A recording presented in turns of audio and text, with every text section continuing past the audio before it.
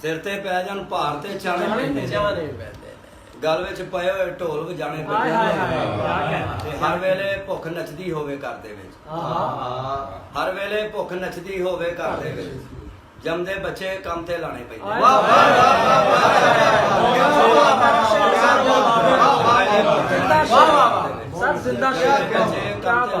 ਬਹੁਤ ਜੀਓ ਜੀ ਬਹੁਤ ਮਾੜਿਆਂ ਦਾ ਪਿਓ ਮਰ ਜਾਵੇ ਤੇ ਪੁੱਤਰਾਂ ਮਾੜਿਆਂ ਦਾ ਪਿਓ ਮਰ ਜਾਵੇ ਤੇ ਪੁੱਤਰਾਂ ਖਫਣ ਦੇ ਵਿੱਚ ਹਿੱਸੇ ਪਾਣੇ ਪੈਂਦੇ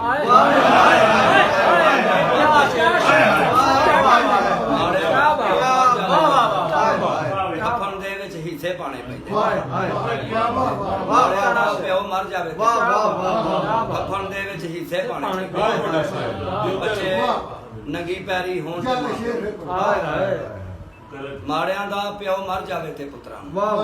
ਖਫਣ ਦੇ ਵਿੱਚ ਹਿੱਸੇ ਪਾਣੇ ਪੈਂਦੇ ਤੇ ਬੱਚੇ ਨੰਗੀ ਪੈਰੀ ਹੋਣ ਤੇ ਮਾਂ ਪਿਓ ਨੂੰ ਬੱਚੇ ਨੰਗੀ ਪੈਰੀ ਹੋਣ ਤੇ ਮਾਂ ਪਿਓ ਨੂੰ ਆਪਣੇ ਕਈ ਚਾਹ ਮਾਰ ਮਕਾਣੇ ਪੈਂਦੇ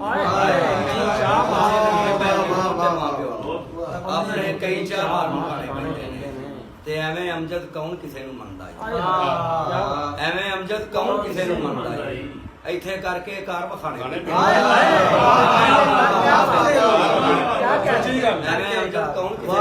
ਨੂੰ ਇੱਥੇ ਕਰਕੇ ਕਾਰ ਵਖਾਣੇ